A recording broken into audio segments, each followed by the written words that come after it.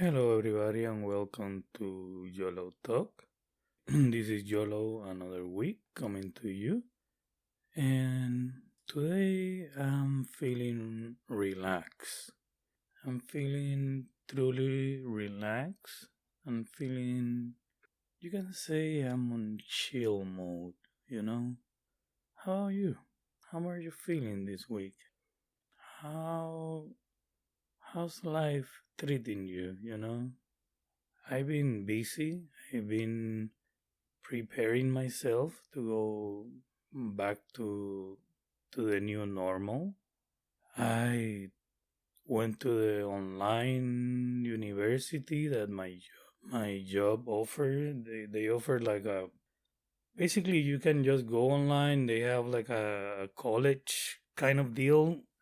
So I they upload new courses on safety.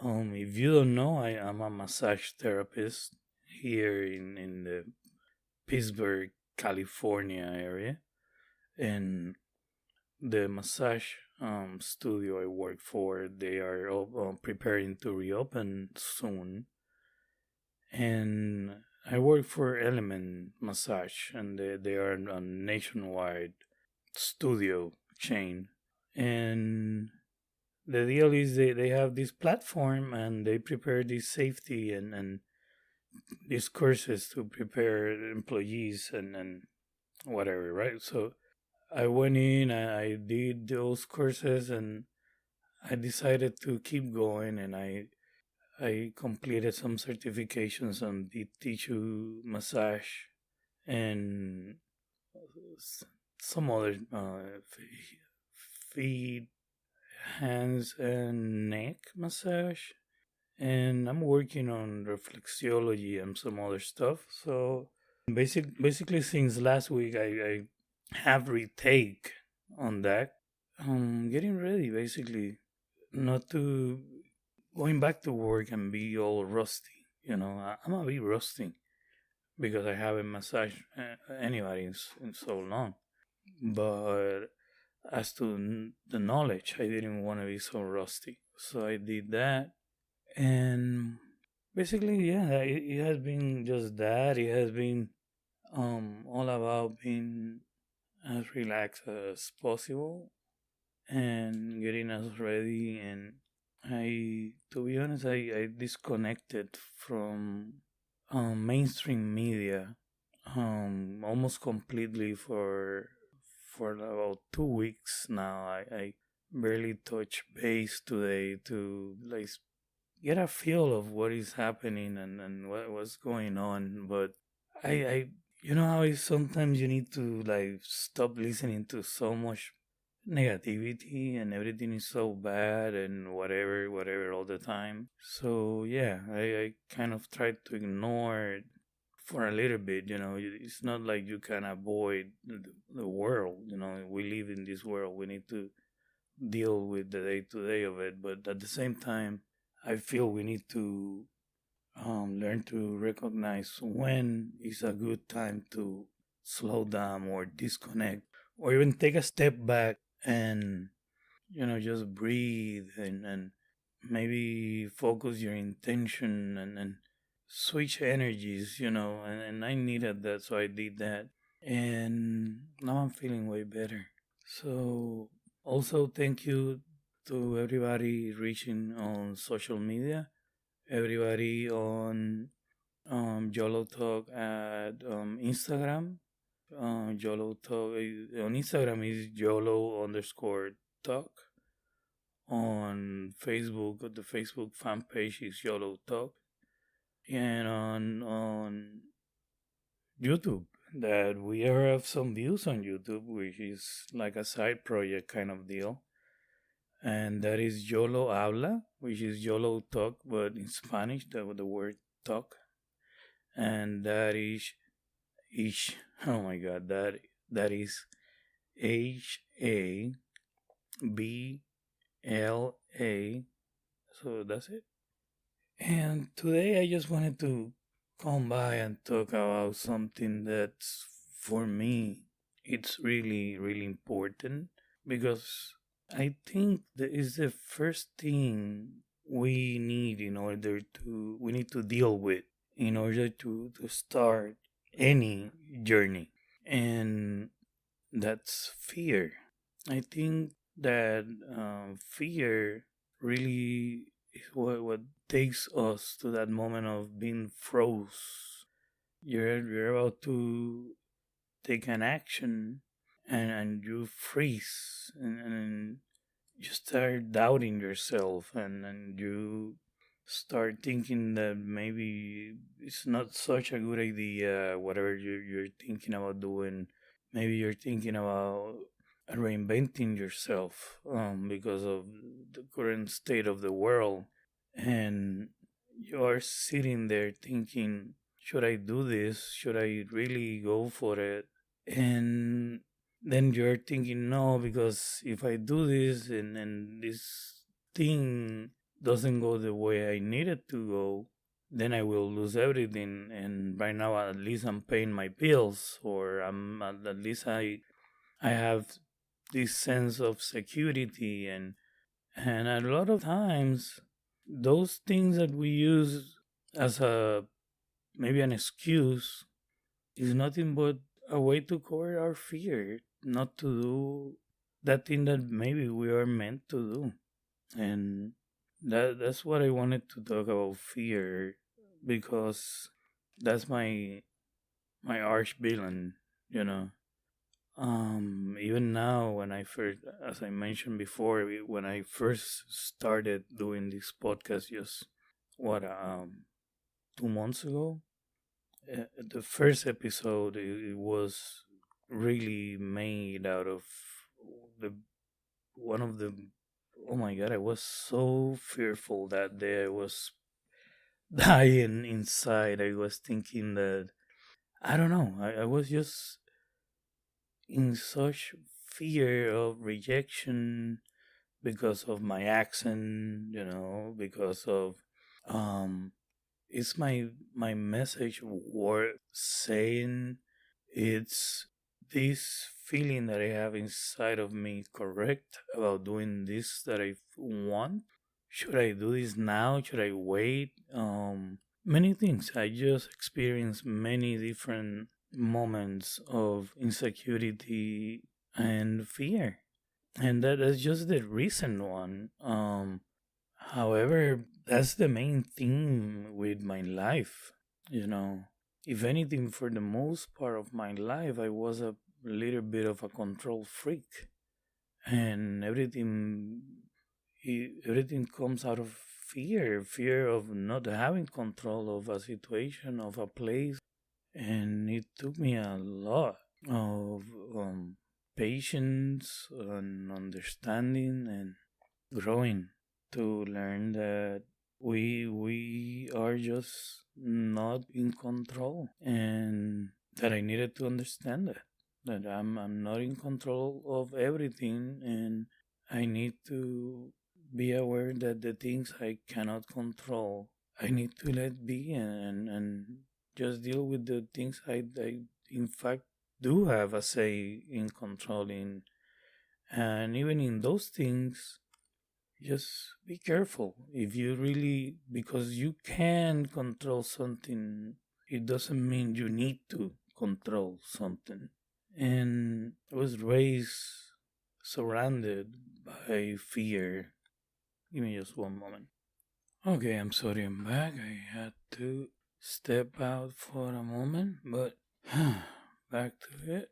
Talking about fear, and that is me lighting a lighter to smoke a little weed.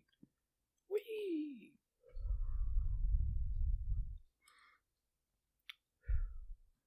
I edit a lot of this, so don't worry. But I guess it's good to get to know each other, So yeah, especially today, talking about fear. You know, when I was a kid, I grew up with my grandmother, and she's an angel. She always took care of me, raised me to the best of raised me to the best of her abilities. However, the world around us, it wasn't nice at all. And well, I was exposed to really, really fucked up situations really early in my life. And okay, let's see. When my mom had me, she was 17 years old and not ready to be a mom by any means. And a lot of stuff happened at that time and period. Um, we, for me to get to that, we will need a whole podcast.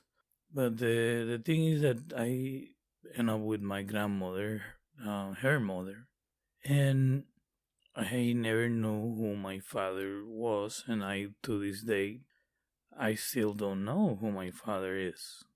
Um, my last name Lopez is the last name of a friend of the family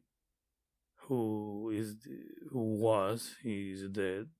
He was this guy who was friends with my uncles, my mom's brothers, and he wasn't able to have kids because of diabetes or something like that.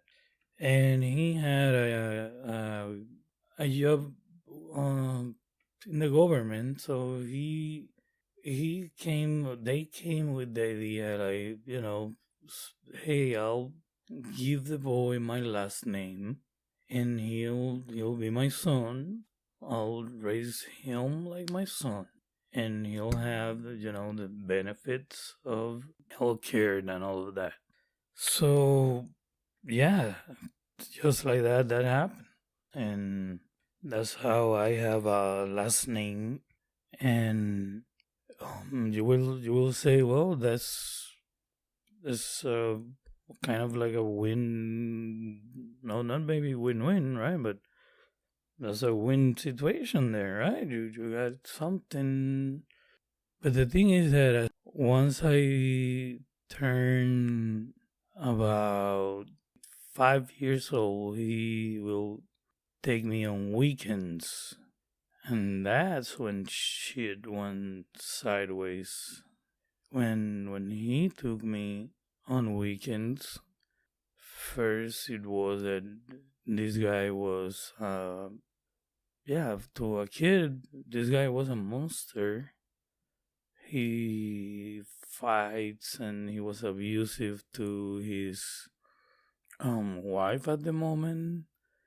He cheated with many other women. He was abusive to all those other women as well. And that's when the abuse started for me, because at first I was put through all of that as as an observer, and for you have 5 years, 6 years, you don't know exactly what is happening, but that at your house with your grandmother you have no violence around you ever. And on these weekends you have all this physical violence and screaming and crying, and you're being told, if you ever say any of this, I will um do this to your grandmother and stuff like that. And it's psychologically really messed up, and it soon turned from that into him enjoying watching me basically doing sexual stuff with his lover, eventually his new wife. And I will have to be at that time, it would have been, when that started, I would have been around 7, maybe less. And that's why we are here tonight, today, this evening, whatever, talking about fear. Because that's when fear started for me.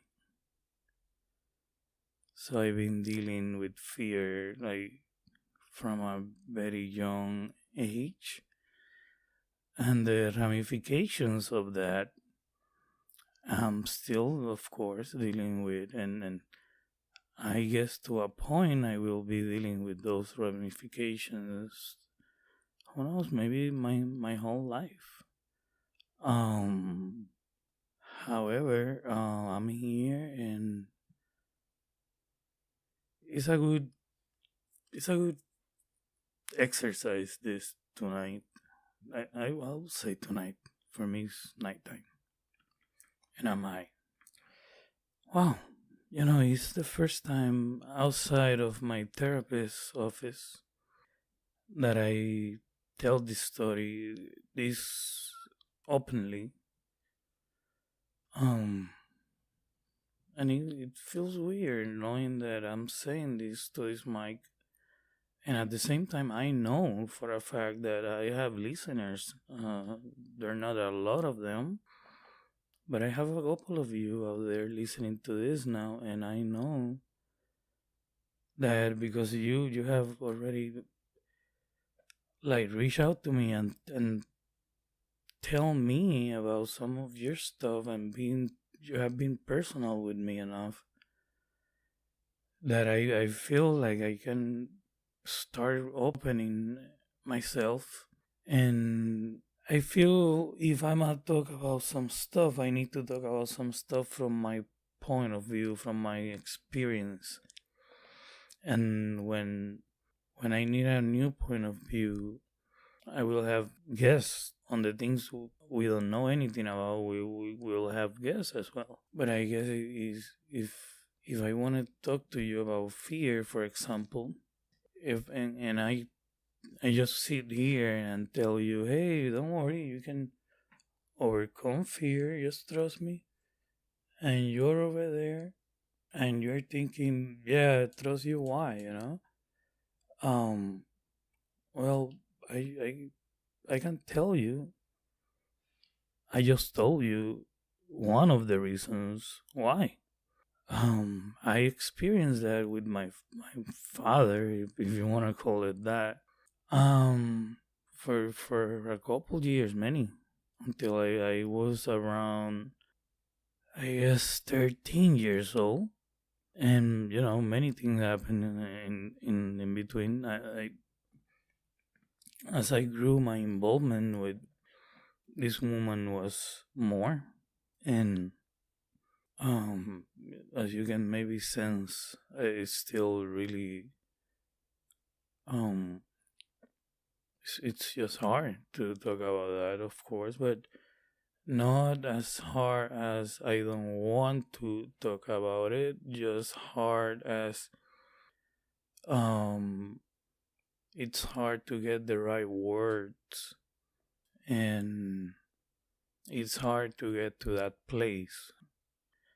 However, another thing that I have gotten out of Reiki and meditation and just the looking for the peace within myself is being able to talk about this and not crumble or like being taking myself back to that moment every time, because that's the main problem with us. And then we don't learn how to revisit things and moments in where we were in pain without bringing ourselves completely to that moment and relieving the pain.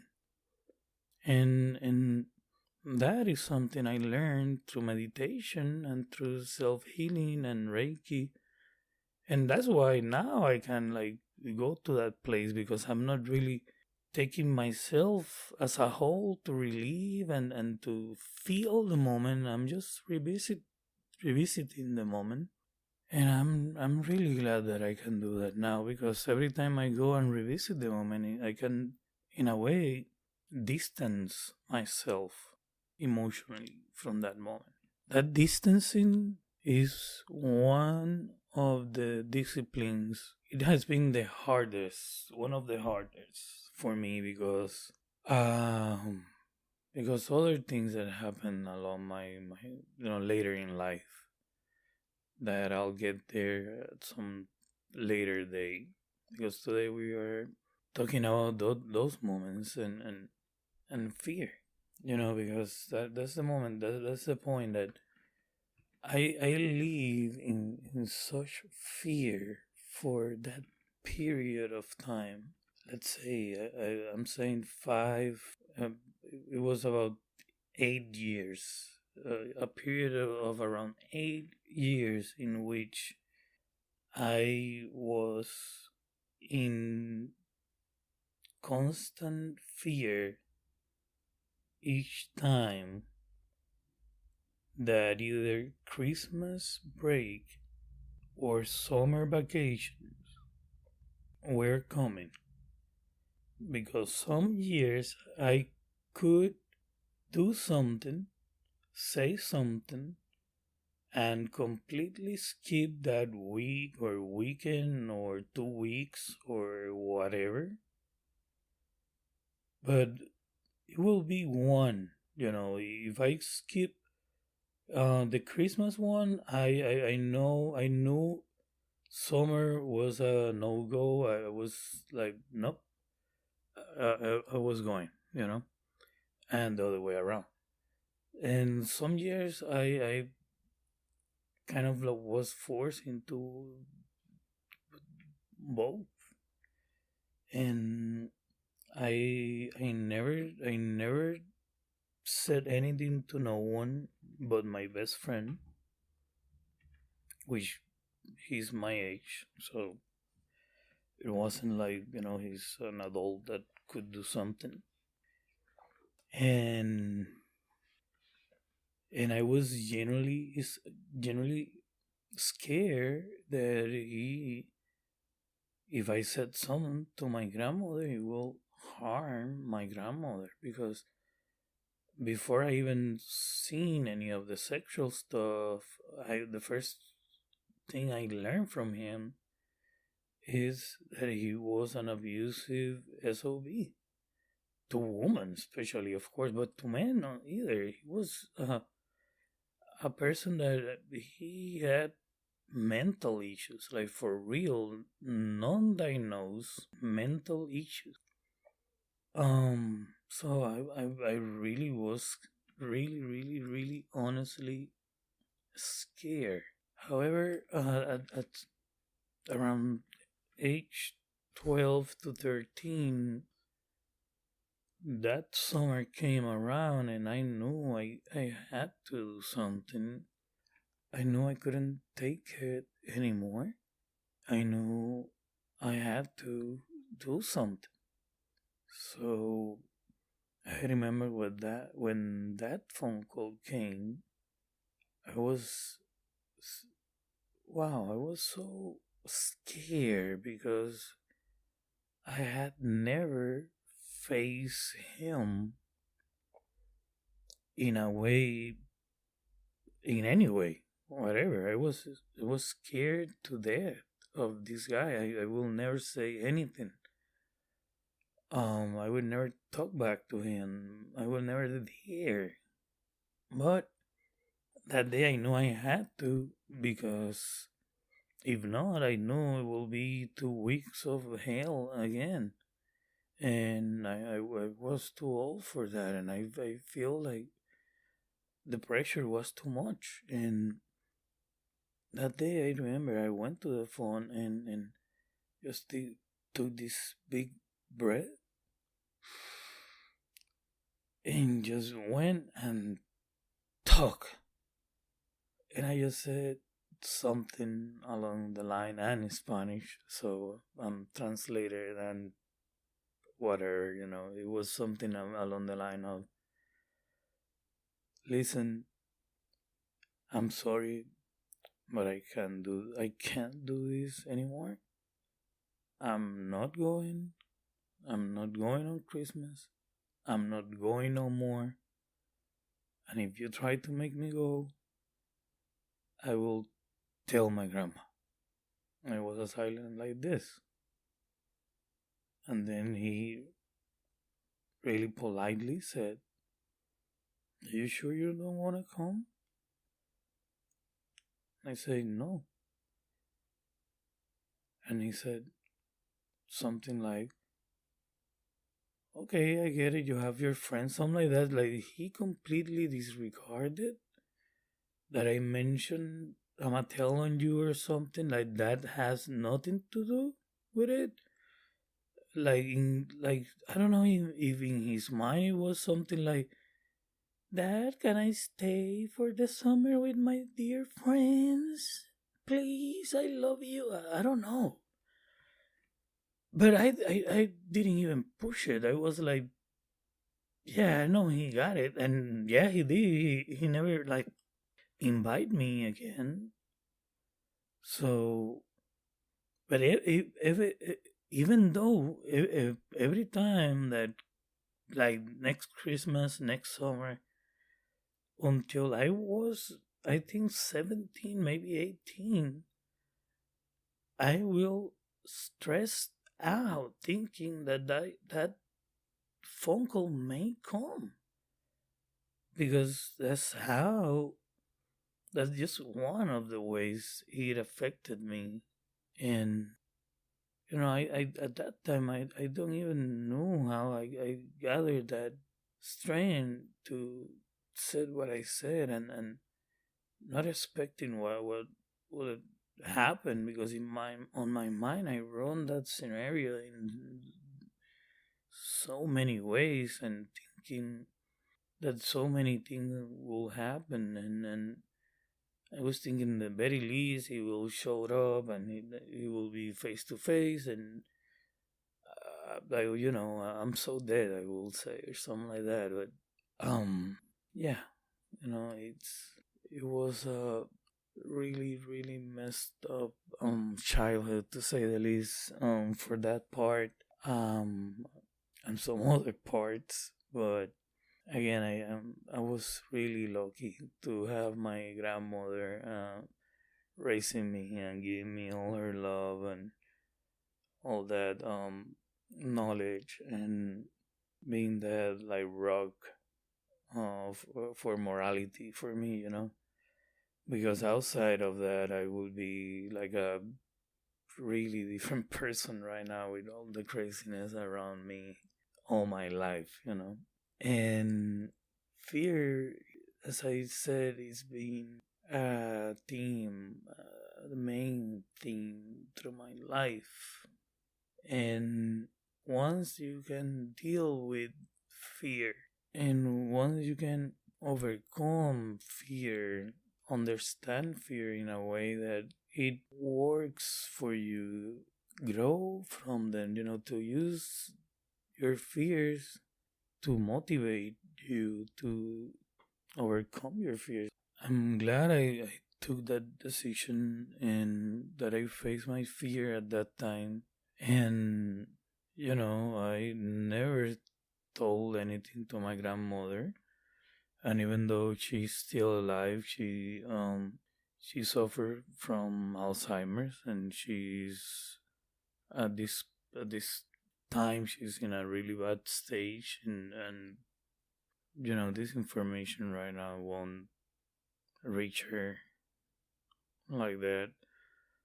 And my mom, she did find out about this, so it's time for me to be okay about talking about this. And it is what it is. It's what happened. The the woman who partake in this, she didn't willingly, she wasn't being abused or forced or whatever. She's still alive. I never pursue anything legal against her or him for that matter. And, it's one of those things where it's, as I said, the ramifications of that, it's still to this day are there. I mean, it's something that, um, it's with you for life. I mean, it's the trauma of it and not understanding what is happening and being exposed to sex in a, yeah, well, it is such a disgusting way. And when you have no idea what you're doing or why or um why it's being demonized like that or all of those things. um on retrospective, it was a really messed up situation.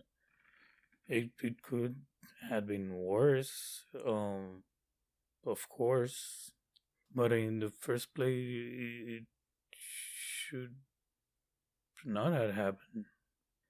Um, but it did, and there is no point on being bitter about it or on being living in resentfulness or hating on the people who partake or who didn't protect me or who did or where was my mom or whatever. I could be blaming left and right, but what do I do with that? I mean, what will I solve with that?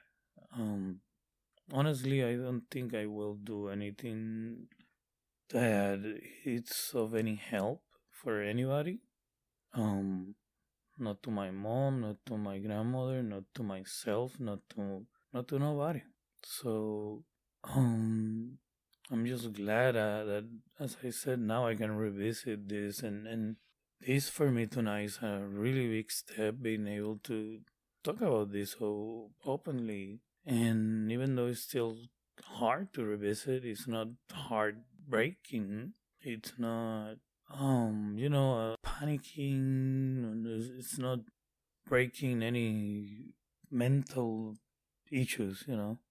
And I'm happy I decided to share this with all of you guys today because I really feel like I needed this connection and I really feel I have this connection with you guys and I appreciate that. I really, really appreciate you guys. Again, you have any questions, anything you want to ask me, you can reach me at on Instagram, YOLO underscore talk, Facebook, YOLO talk, YouTube, where the episodes are also available. YOLO Habla, YOLO Habla, HABLA.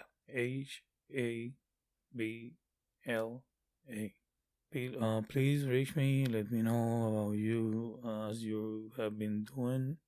Share your stories, ask your questions, and thank you for listening. Thank you for being here, and just thank you for being you. See you next time.